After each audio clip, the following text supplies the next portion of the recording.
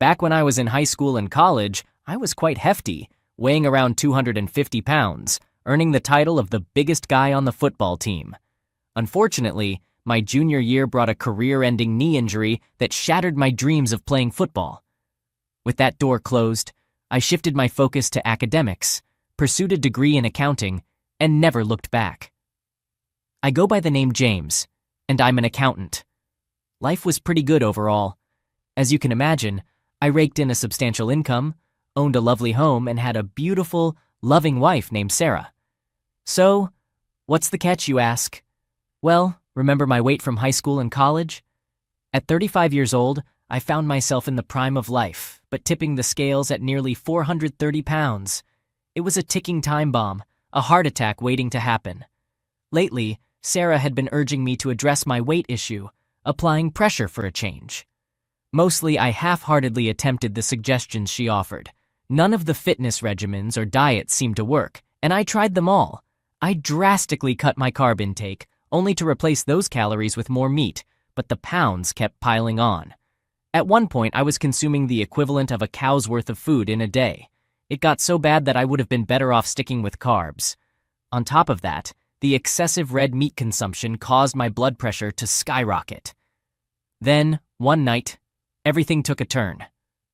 While Sarah and I were being intimate, I suddenly gave out and collapsed on top of her. It became nearly impossible for her to breathe with my weight pressing down, and things went downhill from there. Our argument about my weight, a recurring issue, escalated. Finally, Sarah made it clear that we wouldn't be having any intimacy until I shed at least 50 pounds. I left the room that night and spent it in the guest bedroom. The next morning I left for work early, hoping that things would blow over by the time I returned home. However, that was not the case. Sarah had gone online and found a weight loss boot camp for me. She believed it would be the best solution, tired of being married to the heaviest guy in the neighborhood, as it had become embarrassing for her. I examined the brochure she printed from the internet and decided to make the call. I immediately made the payment and arranged to leave for the camp as soon as possible. When Sarah asked if I was genuinely going through with it, I didn't respond. Instead, I headed to the bedroom to start packing my clothes and a few essentials. "Losing weight will be fantastic for you, James. You'll be healthier and feel so much better," she said. "The month will fly by in no time. I'll call you daily," she assured me. As I headed towards the guest room, she inquired, "We're not mad at each other. It's done. Why are you sleeping in there?" I responded, "But you mentioned we wouldn't sleep together again until I shed those 5 pounds. She clarified, "I said we wouldn't be intimate again until you lost it." She continued, "Anyway, I didn't really mean it. I was just upset." I believe she recognized how deeply she had hurt me and was attempting to make amends. Nevertheless, taking a break from home seemed like a good idea at the time. In the following days, I informed my workplace that I'd be traveling to focus on self-improvement while working remotely, assuring them that my performance would not be affected. On the scheduled day of departure, I hopped in my car and drove to the airport. I flew to Toussaint, embraced the arid desert heat, and began my stint at the camp. During the initial 3 weeks at the camp, I adhered to my usual fitness routine. Most of the first week was spent setting up my internet and computer systems for remote work. In the second week, I started observing camp activities, although I didn't actively participate. I merely watched and occasionally chuckled at some of their expectations. As for the meals, I treated the camp-provided food as an appetizer, ordering pizzas or burgers for delivery. The delivery personnel even learned that for a better tip, they should meet me on the access road used by the campers for jogging. I would then enjoy my meal at the picnic tables before returning to camp. So, after nearly 3 weeks at the camp, how much weight had I lost? I had actually gained 6 pounds, which meant I was 6 pounds heavier than when I had arrived. However, that all changed a few days later when I received a message from an old friend, Steve. Steve had recently navigated a messy divorce just over a year ago and was in the process of rebuilding his life. He wasn't actively seeking another wife at the moment. He simply wanted to have some fun and enjoy life for a while. He sent me a text, sharing that he had recently been on a date at a nightclub with a woman who was considerably younger and more adventurous than him. Moreover, he believed he had spotted Sarah at the same club, accompanied by another man. Intrigued, he approached them to confirm his suspicion, and indeed, it was her. She was out with an unfamiliar guy who was openly affectionate with her. In response, he discreetly took a few photos as evidence, knowing that I might find it hard to believe. When I saw the pictures, I had no doubt he was telling the truth. I could identify the unique necklace I had crafted for her during our trip to Mexico the previous year. That text message altered the purpose of my stay at the camp and reshaped my life. The following day, I took time to reflect on my life and contemplated the changes I needed to make. While I considered myself a genuinely good person with an excellent life, there were a couple of essential adjustments I needed to prioritize. Foremost was addressing my weight and self-image, while the other matter could wait until later. Therefore, the next morning, I visited the camp office and had a conversation with the director. I expressed my desire for a life transformation and enrolled in the 3-month intensive program designed for individuals who were approaching morbid obesity. I wasted no time and commenced the program that very morning. My first activity was a leisurely 2-mile walk in the desert with one of the training groups. It was a slow-paced walk intended to kickstart our metabolisms and burn calories before breakfast. I chuckled at the thought because during high school and college, I used to run around 4 miles daily at a much faster pace. However, this experience was a stark wake-up call. It reminded me of how far I had declined and that I was no longer the toned and athletic football player from my past. I struggled to complete the 2 miles, and towards the end, I couldn't maintain the pace. I received encouragement from a couple of 50-year-old women who passed me and praised my efforts. Upon my return to camp, I was drenched in sweat and had difficulty walking. My old football injury in my knee flared up. As I entered the cafeteria, some of the friends I had made at the camp called me over, surprised to see me in such a sweaty state. They were, like me, in a similar situation and had their own struggles. Despite their friendly gestures, I chose to sit alone at a small table in the back. If I was going to follow through with my newfound determination, I needed to distance myself from any negative influences. For breakfast, I had half a glass of orange juice, 1 slice of toast, half a cup of fresh fruit, and 2 pieces of low-fat turkey bacon. Even though I still felt hungry afterward, I had genuinely made up my mind to make a change. Following breakfast, we had an hour of free time before our first workshop. During that hour, I used the time to contact a private investigator who could provide me with the information I needed about Sarah. It wasn't a task I relished or eagerly anticipated, but it was a necessary step. I needed to determine the extent of her involvement with the other guy and whether there were any additional individuals involved. My feelings for Sarah remained strong, and upon reflection, I could somewhat comprehend the turmoil she might be experiencing. Depending on the extent of her involvement with this guy, there might be a chance for us to work through this. As I headed to the workshop, I decided to actively engage with the speakers they had lined up for us this time. I listened to the stories of former campers who had successfully shed a significant amount of weight and managed to keep it off.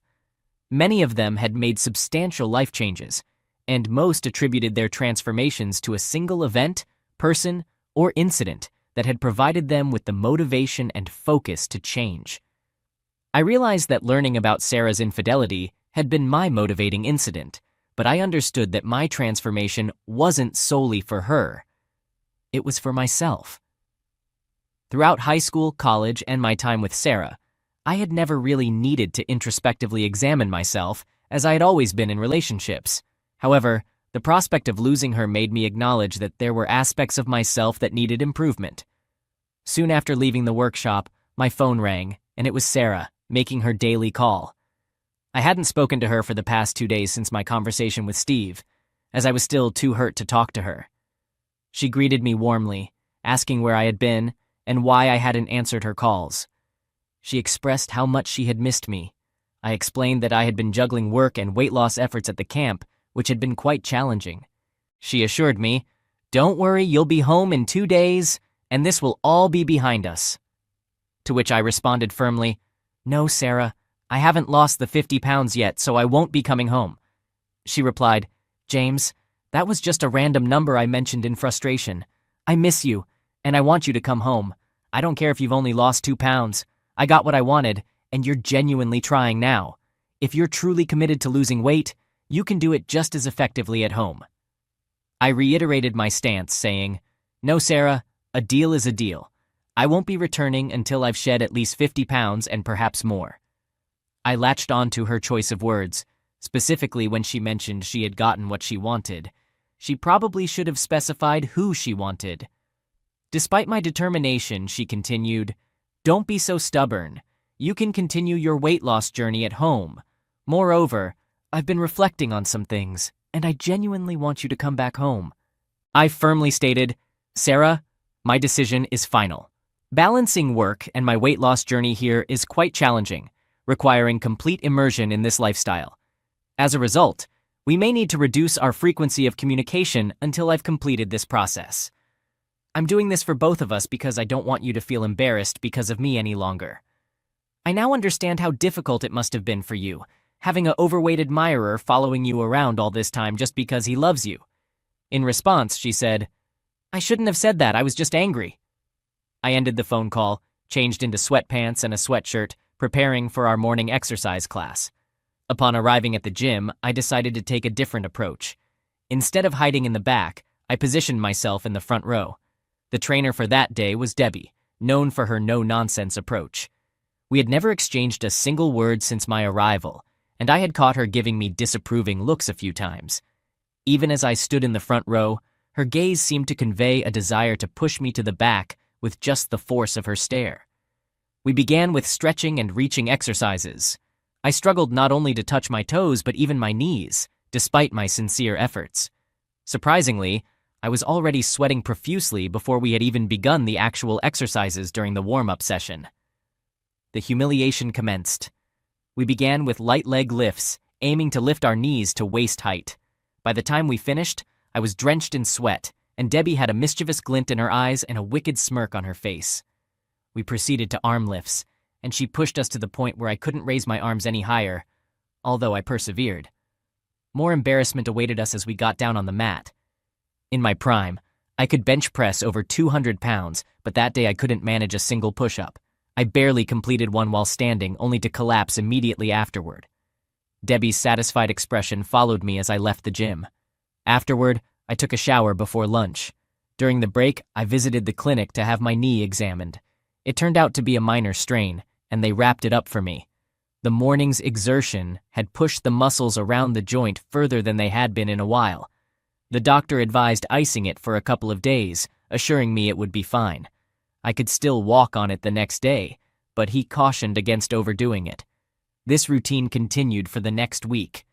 I stuck to the provided meals, avoiding desserts, and only indulging in snacks when absolutely necessary. The initial 5 days were incredibly challenging. I knew I had become the subject of jokes and laughter, but after spending 3 weeks at the camp, I felt it was well-deserved. At the end of my first week of dedicated effort, I had shed 8 pounds. Additionally, I received my first report from the private investigator during that same week. He provided me with photographs. Some were taken at a restaurant where Sarah had dined with the guy, and he even had a recorded conversation featuring her. Naturally, there were also pictures of her entering a motel room with him, along with details about how long they stayed there. Their intentions were glaringly obvious. Interestingly, the act of her being intimate with him didn't wound me as deeply as overhearing some of the disparaging remarks she made about me behind my back. The guy had inquired about what finally led her to give him a chance after his persistent pursuit for months. Surprisingly, I hadn't heard anything about this from her, indicating she had been keeping secrets for an extended period.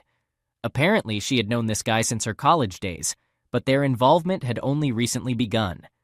She confided in him that she was weary and embarrassed by me, claiming I was too out of shape to satisfy her anymore. Consequently, she had sent me off to camp in order to explore a relationship with a more suitable partner. She also asked him how he managed to conceal their affair from his wife. He revealed that, like her, he held the dominant role in his marriage, and his wife obediently followed his lead without questioning him. This revelation hurt me deeply, leading me to conclude that there was nothing left to salvage in our marriage. My decision was made. In the second week of my intensive training, I stepped up the pace during morning walks. In the afternoons, I began swimming laps or walking in the pool. I also engaged in skill-building activities such as archery and fencing. I needed to acquire some hobbies to occupy my time once I left the camp. Additionally, I retained the services of a skilled divorce attorney, explaining the situation and how I had uncovered it. I arranged for him to receive reports from the private investigator to stay informed of any developments. I instructed him to prepare the necessary documents for the divorce proceedings, even though I had yet to determine the exact end date. At the conclusion of my initial month of intensive training, I felt like a different person, or at least closer to the man I used to be. I had shed nearly 40 pounds, and my overall well-being had improved significantly. My daily routine had undergone a transformation. I began rising earlier and replaced the morning walk with a 3-mile jog. While I continued attending Debbie's exercise class, her attitude toward me seemed to have changed. She no longer looked down on me and had even started to greet me with a smile each morning. The most surprising moment came when, during a set of 15 push-ups, I encountered an unexpected weight on my back after completing the 10th push-up. Despite the added resistance from Debbie pushing down on my back, I managed to squeeze out another push-up. I also managed to handle most of my work responsibilities from the camp. During my daily meditation sessions, I shifted my focus from motivating myself to lose weight to evaluating my relationships with friends and associates. It dawned on me that many of them had not been laughing with me about my weight for quite some time. They had actually been laughing at me. By the 6th week, my weight had hit a plateau. Although the pounds were still coming off, the rate had slowed considerably. I had lost just over 60 pounds, but I was no longer able to maintain the rapid 1 to 1.5 pounds per day I had initially achieved. Recalling my coach's strategy from school, increasing the intensity when out of shape, I incorporated a second, more demanding run into my daily schedule. Despite my knee issues and advancing age preventing me from running as I did in college, I found enjoyment in it and gradually extended my distance each day. Sometimes, if I still had the energy, I would head to the gym after my run to lift weights. Even then, I exercised caution and relied on my memory of my past athletic accomplishments to guide me. Initially, it was quite embarrassing. After boasting about bench pressing over 200 pounds for years, I found myself struggling to lift even 100 pounds. Another surprising aspect was the inconsistency of my progress. I managed to push my bench press to 100 pounds, only to struggle and be unable to lift it again for over a week.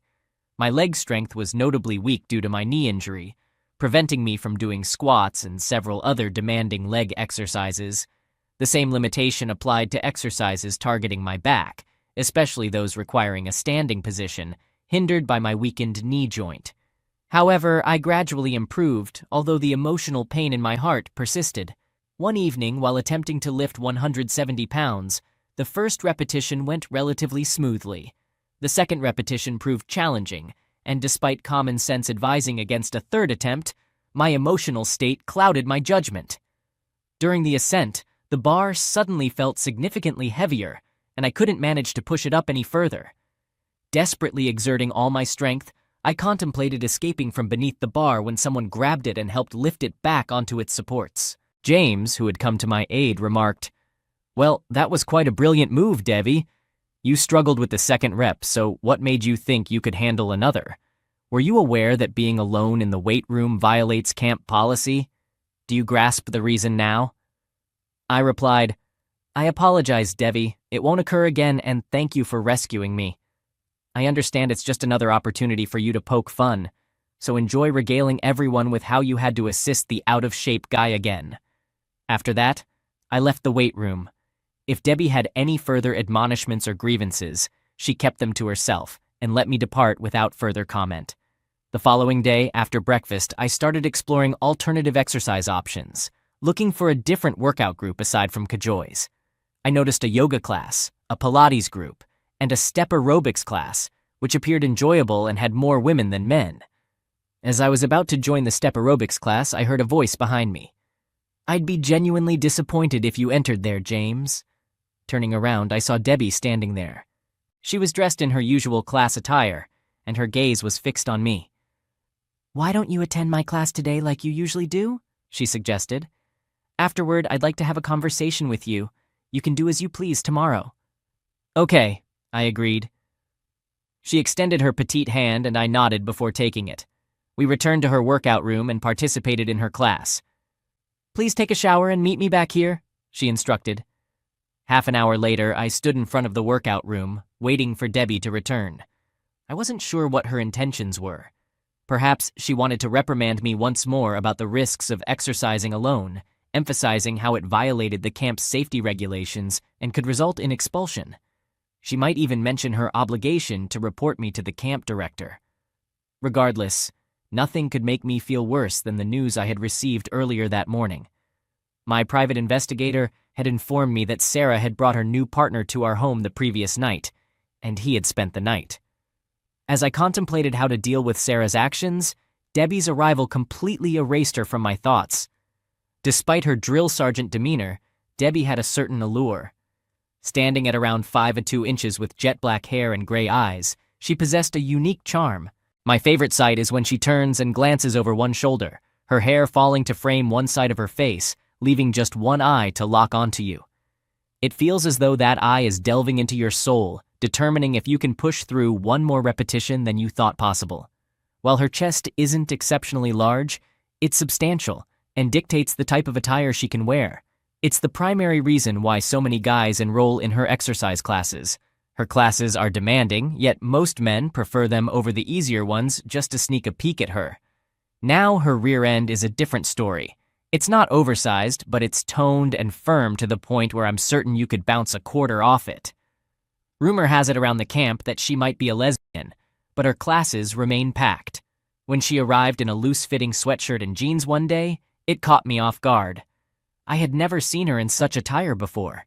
She had her hair pinned up on top of her head and wore oversized sunglasses. On an average woman, that outfit would be suitable for a trip to the mall, running errands, or doing yard work on a leisurely Saturday afternoon. However, on Debbie, it ignited a whole new realm of fantasies. It made her seem more human, perhaps even vulnerable. She flashed a smile at me and gestured towards the exit. This puzzled me because I had thought we were going to have a conversation. She assured me, "Relax, James, you're not in trouble, and there won't be any repercussions. I just wanted us to talk, and when I need to think, I typically hop in my Jeep and drive out into the desert. It clears my mind and makes everything seem better. By the time I return, either I've resolved my issue or it doesn't appear as daunting as before I left. Perhaps it's merely a means of stress relief, a way to put things in their proper perspective, but it somehow works. James, whether you realize it or not, you've become a concern for me." Those words hit me hard. Great, now I'm a problem for her. Damn, I had enough problems of my own without having to worry about another woman disliking me. She led me to the rear of the facility, where she had a black Jeep Wrangler parked. I climbed in and had to grab onto something as she sped away as soon as the door closed. We traveled down the highway for a brief moment before she abruptly turned onto an unmarked, unpaved road that I would have missed. We zipped through some sparse vegetation as we continued on, and suddenly there was nothing but arid, sandy terrain stretching out before us, all the way to the distant mountains. She shifted the Jeep into four-wheel drive and slowed down as the road became uneven and remained unpaved. She appeared to know where she was headed, so I held on. Eventually, we reached the edge of a medium-sized canyon. She engaged the parking brake, got out, and walked to the edge. She gazed out, seemingly gathering herself, and then turned to me, her expression intense. "James, what's happening with you?" she continued. "When you first arrived here, you were just another overweight, privileged young man who didn't take this place seriously, so I didn't take you seriously either. You had your conference calls, late-night pizza runs, and you hung out with the class clowns. We see about 100 guys like that every year. They come in overweight and out of shape, maybe lose 4 or 5 pounds if they're lucky, then head back home and brag about how tough it was. Some make it a yearly ritual. But then something changed, and so did you. I don't know why or what triggered it, but you became different. The first day you showed up for my class and stood right up front, I was certain you wouldn't last 10 minutes. In fact, I tried to discourage you, but you gave it everything you had. You left there drenched in sweat, and I thought it was a one-time thing, but I was intrigued. Over the past few weeks, I've witnessed an astonishing transformation. Not only have you shed an incredible amount of weight, but you've also gotten yourself in remarkable shape. You're now at a point where you're hardly overweight at all. You don't even resemble the man who arrived here. This is something I never anticipated. It's almost like a backhanded compliment, especially coming from someone like me, James." She went on, "You might not be aware of this, But as the changes in you began, I underwent some changes myself. I shifted from being convinced you wouldn't last to becoming your biggest supporter. I observed your nighttime desert runs and your weightlifting sessions at night. That's why I was there the other night when you pushed yourself too hard. Typically, people who've lost as much weight as you have, even when they haven't achieved the level of fitness you have now, tend to feel fulfilled and happy. They become more self-confident, proud of their accomplishments. In the upcoming ceremony we're holding next month before the camp season ends, you'll be receiving several awards, but please don't share that I told you. But you seem far from happy. It's almost the opposite with you. Most people come here feeling sad and downcast because of their weight issues, and they leave happier, more self-assured individuals. When you arrived, you were already content, maybe a bit angry, but you exuded confidence and security. You've worked tirelessly and made incredible progress, looking fantastic. However, you appear sadder and more withdrawn now, and it saddens me as well. Initially, you used to sit in the back and enjoy laughter with those jokers, and you were content. Now, you've inspired numerous campers and staff members, but you retreat to work out even more intensely alone. James, I'm aware of the opinions people hold about me around here. I've heard all the nicknames, and honestly, I couldn't care less. For me, this is just a job to help people discover the motivation to make changes in their weight and health. Nothing more, nothing less. I encourage them to change, set an example, and assist them in their workouts. Some grasp it, others don't, but it's never personal. It's merely a job. However, over the past couple of months, you've become more than just a job to me. You've become deeply personal. That's why I snapped at you the other night. When I saw that bar descending toward you, it terrified me. I thought you might have been seriously injured or worse, and somewhere deep down, I even wondered if you wanted that. I was taken aback and hugged her in response. She seemed to need to talk, so I simply listened. She shared her life story, which was nothing like what I had expected. She began her athletic journey in gymnastics, but faced frequent injuries as she didn't possess the typical short, muscular body of competitive gymnasts. Some of the girls in the sport also took pills to delay breast development and hip widening, but she chose not to. Soon, she couldn't compete with those who were using pills, and her injuries continued. She eventually transitioned to fitness competitions. While not quite bodybuilding, it was similar, emphasizing femininity, grace, and less extreme muscularity. She excelled, but once again the issue of pills surfaced, and the pressure was even more intense. In many cases, women who won competitions and secured endorsements were involved in less than savory dealings with sponsors and judges. Men had always paid attention to her, even during her gymnastics days, but in this new arena, it was almost expected. After a near-assault incident, from which she was saved only by her loud screams and the security team's intervention, she decided to quit fitness competitions as well. She returned to school, pursued degrees in exercise physiology and kinesiology, and embarked on a career as a personal trainer. Her tenure at the camp spanned 6 years. Hearing all this made me feel closer to her than I had felt to anyone in a long time. Thus, I confided in her about the reason for my presence at the camp, opening up about my wife, Sarah, and how she had become ashamed of me, desiring to send me away so she could secretly be with someone in better physical shape. Well, she won't feel embarrassed by you anymore, she assured me. The next time she sees you, she'll be all over you. I responded, nope, the next time she sees me will probably be in a divorce court. I made an effort to understand things from her perspective.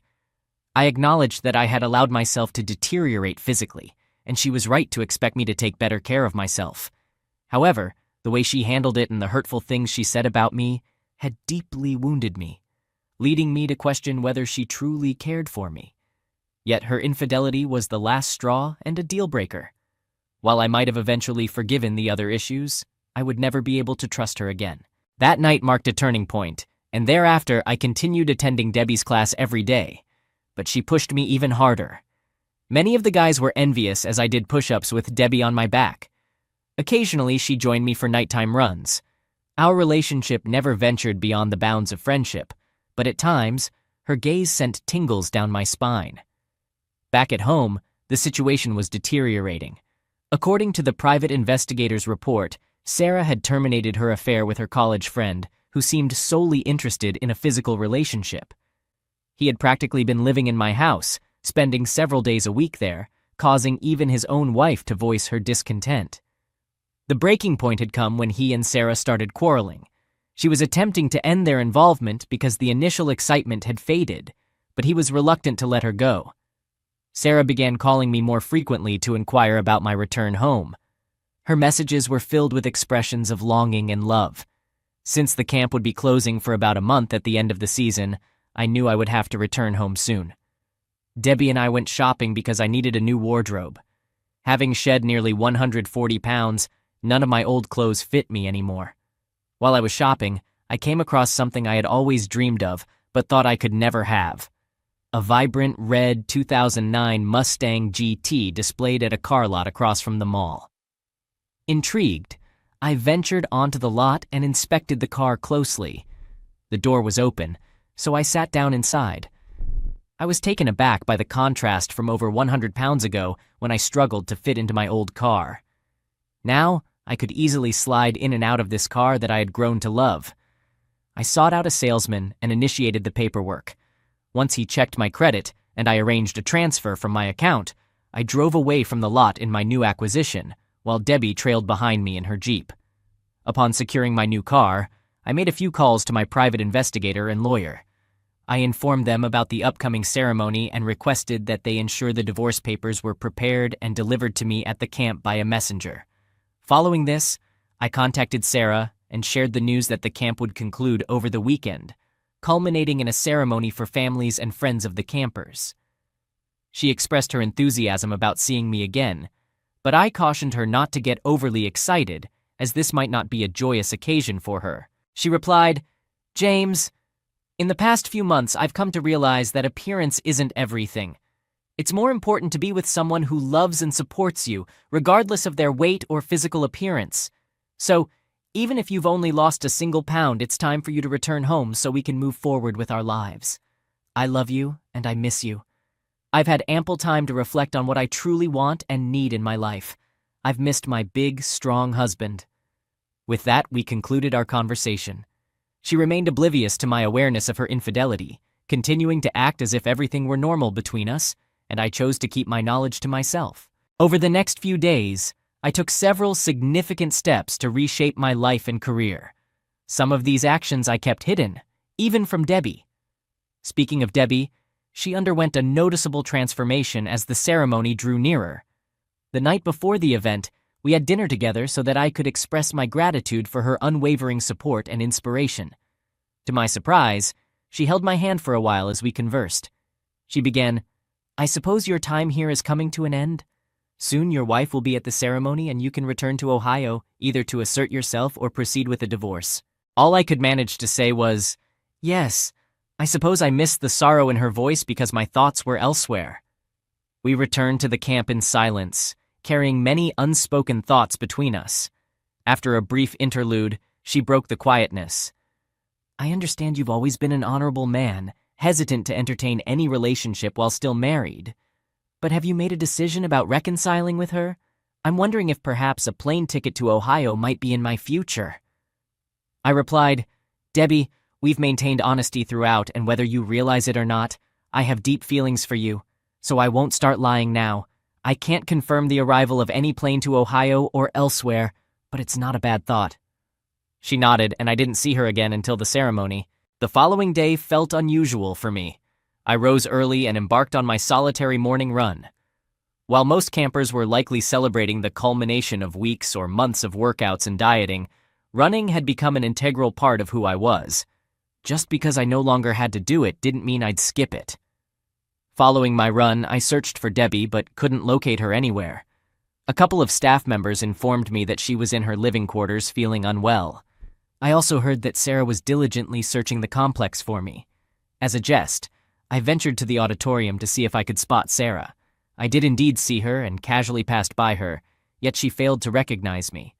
I then ensured the messenger was nearby, and satisfied that he was, I arranged to signal him when the time was right, which he agreed to.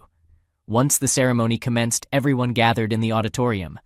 I had the opportunity to witness something remarkable. I spotted Debbie not far from Sarah, allowing me to compare them side by side. It felt like comparing apples to oranges. Sarah sported short blonde hair and a tall, slender physique. While not as fit as Debbie, she possessed a slender and attractive appearance. Debbie, on the other hand, radiated breathtaking beauty but was shorter in stature. Debbie engaged in conversation with someone, seemingly discussing me, and Sarah overheard. Her reaction was intense as she stormed away from the table and took a seat. When she noticed me looking at her and offered a smile, she turned her head away, and I chuckled. Clearly, she believed I was merely an unknown individual attempting to flirt with her. Over the past months, she had been dating her old college buddy Thomas while trying to keep it a secret. She had even taken him to my house and spent time with him in my bed. But now, she acted as if she was too virtuous to receive a stranger's attention. Life is unpredictable. As the ceremony unfolded, Sarah perked up every time she heard my name mentioned, attempting to catch a glimpse of me. Finally, I was called to ascend the stage to receive my awards. I received recognition for the most significant weight loss in a 1-month period, the largest overall weight loss, and another for being the most inspirational camper. I had started in terrible shape, but had made significant progress in both my weight loss and overall fitness, serving as an inspiring example for those around me. During my speech, as I gazed out at the audience, I noticed Sarah sitting on the edge of her seat, completely astonished by my transformation. She could hardly believe her eyes as she saw her once overweight husband on stage. When I invited Debbie onto the stage to express my gratitude officially, the audience erupted in cheers and applause. Sarah's icy glare towards Debbie could have been deadly if looks could destroy. Debbie and I exchanged a handshake, and we posed for several pictures as I thanked her. After the director's closing remarks, everyone adjourned for the dinner that followed the ceremony. Minutes after most of the guests had left the room, Sarah approached Debbie and me in a furious manner. She began by saying, "No wonder you wanted to stay up there for so long. You just wanted to parade this woman around, rubbing it in my face." I replied calmly, "Sarah, Debbie and I are only friends at this point. There's nothing romantic going on, so before you make a scene, you might want to reconsider." Sarah quickly changed her tone, apologizing. "I'm sorry, honey. It's just that you look amazing. You're so slim and different. I felt jealous. I've been so lonely waiting for you at home all this time." I questioned, "Lonely, you say?" She nodded vigorously.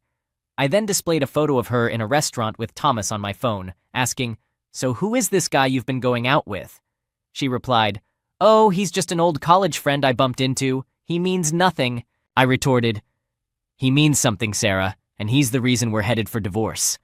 I know everything about him. I know you started with him even before I left. I know you wanted me to come to the camp because you were embarrassed to be seen with a husband who was overweight. You sought someone with a better physique to satisfy you. I have recordings of you saying it, so there's no point in trying to deny it. Moreover, I have pictures of you taking him into our house, our home, Sarah, and being intimate with him in our bed. There's really nothing left to discuss here." As I prepared to depart, I motioned to my lawyer's messenger, who promptly approached and handed her the divorce papers. She began to plead, saying, "James, we can discuss this. It was just a fling, a mistake. I ended it because I genuinely missed you. I came to my senses, realized I love you, and we share more than anyone else. The only thing I disliked was your weight. But that's gone now." I replied, "Well, Sarah, it seems we both came to our senses. Once I learned about your affair, I realized I didn't want to be married to someone ashamed of me. The allure of our marriage vanished when I heard what you said about me. We do have common ground, though. You were ashamed of a heavyset guy, and I can't stand to be with a cheater, so it's time to move on." She insisted, "We can work through this. Come home, we'll talk, seek counseling. We have too much history to throw away." I explained, "It's settled. We live in a no-fault state, so assets are split evenly. Since we have no children, there's no dispute. Our home accounts for 70% of our net worth, and I'm leaving it to you. You're getting a better deal than the courts would grant. Just walk away and we'll both be better off. As for my living situation, I'll start fresh with someone who won't be ashamed of me." Tears welled in her eyes and she asked, "Where will you live? Please stay with me. Let me make it right." I responded, "You haven't cared about me since the affair began, so I don't understand your concern now. I won't set foot in that house again. That's why I gave it to you. I'm beginning anew with someone who won't hide me behind closed doors. I shed over 140 pounds here, but you lost a husband who would have loved you forever, a wonderful home, and the family we could have had, all for a fling. My weight was just an excuse. If you ask me, you're the real victor. With those words, I walked away, leaving her behind. Our only contact after that was through our lawyers until the divorce was finalized. I did receive a call from her father, who inquired about visiting to reconcile. I shared the details of our breakup and her actions, offering to provide proof through pictures, audio, or video. Upon hearing this, he simply wished me a good life, and I graciously accepted his advice. The divorce proceeded smoothly without any trouble from Sarah. We occasionally kept in touch, but nothing significant. Eventually, Debbie and I acted on our feelings and became a couple. We now lead a happy life, with family, friends, and colleagues astonished by my transformation in both body and life. They adore Debbie and often tell me I made the right choice. I'm grateful we found each other.